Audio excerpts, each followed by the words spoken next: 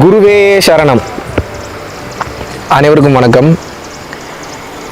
On the way to Himalayas போயிட்டுருக்கோம். நம்ம Himalayas போயிட்டு இருக்கும்போதே பல புரிதல்கள், இது தெரிஞ்ச விஷயந்தான், இருந்தாலும் இந்த இடத்துல பார்க்க வேண்டியது கடமைப்பட்டிருக்கோம். நாம் இருக்கக்கூடிய தமிழகத்தில் சுற்றுப்புறச்சூழல் அப்படின்றது வந்து இன்றைக்கி நாசமாயிட்டே வருது. அது குறிப்பாக இந்தியாவில் வந்து பார்த்திங்கன்னா டெல்லி, சென்னை, அது மட்டும் இல்லாமல் பெங்களூர், இந்த மாதிரியான சிட்டிஸ் எல்லாமே அழிந்து வரக்கூடிய நகரங்களாக மாறிட்டு வருது. இதுக்கு உண்டான காரணம் என்னென்னா, நம்ம வாழக்கூடிய வாழ்க்கையில், அன்றாட வாழ்க்கையில் இருக்கக்கூடிய மரங்கள் எல்லாம் அழிச்சுக்கிட்டே வரோம். இதே மாதிரி அழிச்சுக்கிட்டே வந்தோம்னா நம்ம இந்த அளவுக்கு கொடைக்கானல் மாதிரியோ இல்லை ஊட்டி மாதிரியோ காடு அளவுக்கு நம்ம மாற்றணும்னு நம்ம எக்ஸ்பெக்ட் பண்ணலாம். மாற்றினா சந்தோஷம் தான், ரொம்ப ரொம்ப சந்தோஷம். ஆனால் அட்லீஸ்ட் இப்போ ஹிமாலயாஸோட ஹில்ஸில் இப்போ நம்ம ஏறி போயிட்டுருக்கோம். இப்போ இதோட பச்சை பசேல் இருக்கக்கூடிய இதனுடைய வளம், இதனுடைய தன்மை, இதனுடைய மண்ணோட பிடிப்பு, காட்டில் இருக்கக்கூடிய ஈரப்பதம், இது எல்லாத்துக்குமே காரணம் என்னன்னு கேட்டிங்கன்னா இயற்கை மாதிரியே வச்சுருக்காங்க.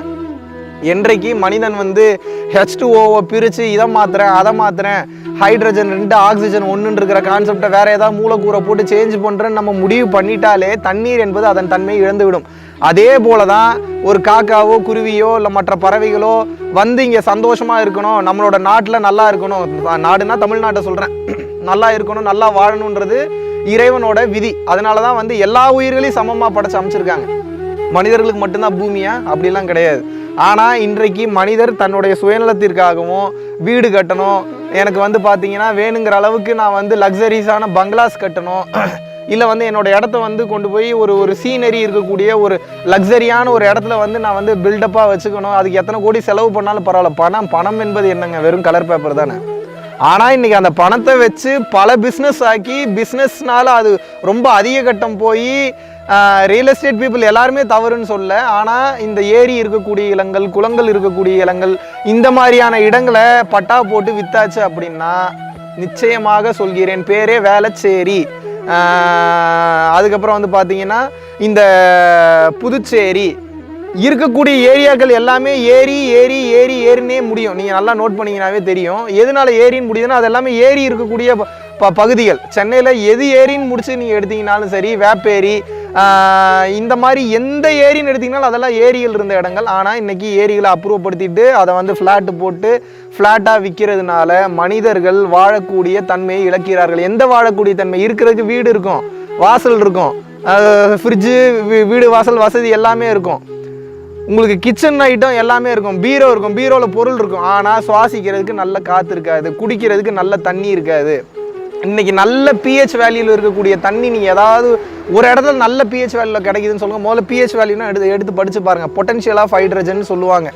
அந்த ஆறுகள், குளங்கள், ஏரிகளில் பல வருட காலமாக தண்ணீர் கீழே இருந்து அந்த மண் அதை வடிகட்டி வச்சுருக்கக்கூடிய தண்ணிக்கு தான் அப்பேற்பட்ட வேல்யூ இருக்குன்றாங்க. ஆனால் அப்பேற்பட்ட வேல்யூவை மண்பானையில் தண்ணி ஊற்றி வச்சு தேட்டாங்கொட்டை எடுத்து ஒரு 4 சொரண்டு உள்ளுக்குள்ளே நல்லா கரகரன்னு சொரண்டி அந்த 4 கொட்டை உள்ளே போட்டு வெட்டி வேற போட்டு மூடி வச்சுட்டு காலையில் எடுத்து குடிச்சிங்கன்னா உலகத்திலே மிக சிறந்த தண்ணீர் அதுதான். நீர் பிராணன்றது அதில் தான் கிடைக்கும் இன்றைக்கி. ஆனால் அந்த மாதிரி நம்ம பண்ணுறது இல்லை. நம்ம யூஸ் பண்ணுறது எல்லாமே இந்த இயந்திரங்களை பயன்படுத்தி தண்ணி பண்ணுறோம். அந்த தண்ணியில் முதல்ல தண்ணியே கிடையாது, சுத்தமான தண்ணி தான், பேரே சுத்தமான தண்ணி தான். ஆனால் வந்து ஹெல்த்தியான தண்ணி கிடையாது. நல்லா புரிஞ்சுங்க, சுத்தம் வேறு, ஹெல்த்தினஸ் வேறு, ரெண்டையும் போட்டு கன்ஃபியூஸ் பண்ணிக்கக்கூடாது. அதுபோல தான் நம்ம மண், நம்ம நிலம், நீர், நெருப்பு, காற்று, ஆகாயம், பஞ்சபூதங்களை பேணி காக்க வேண்டியது நமது கடமை. அப்படி இல்லை என்றால் வெளியில் எந்த அளவுக்கு பஞ்சபூதத்தை அழிக்கிறீங்களோ உள்ளுக்குள்ளே அந்த அளவுக்கு பஞ்சபூத மாற்றம் ஏற்பட்டு, குறைபாடு ஏற்பட்டு ஏகப்பட்ட பிரச்சனைகள் சிக்கிக்கொள்வீர்கள். ஸோ நம்மளது தமிழகத்தை வந்து பழைய தமிழகம் மாதிரியே எந்த ஒரு சுற்றுப்புறச்சூழல் சீர்கேடு இல்லாமல் நல்லபடியாக மாற்றணும்னு உங்கள் எல்லாரையும் கேட்டுக்கிறேன். நன்றி, வணக்கம். டைரக்ட் கிளாஸ் வந்து அனௌன்ஸ் பண்ணுறோம். வர்ற ஆகஸ்ட் 21, 22 சனி மற்றும் ஞாயிற்றுக்கிழமை கொடைக்கானலில் வந்து டைரக்ட் கிளாஸ் கண்டக்ட் பண்ணுறோம். ஸோ ரொம்ப லிமிடெட் சீட்ஸ் மட்டும்தான் இருக்குது. ஆன்லைன் ரெஜிஸ்ட்ரேஷன் ஃபார்ம் நீங்கள் ரெஜிஸ்டர் பண்ணிட்டீங்க அப்படின்னா உங்களுக்கு அந்த மற்ற கிளாஸை பற்றின டீட்டெயில்ஸை உங்களுக்கு நேரடியாகவே அவங்க கொடுப்பாங்க. என்னை நேரில் மீட் பண்ணுறதுக்கு விருப்பப்பட்டவங்களுக்காக இப்போ ஸ்ட்ரெயிட் கிளாஸும் பண்ண ஆரம்பித்தாச்சு.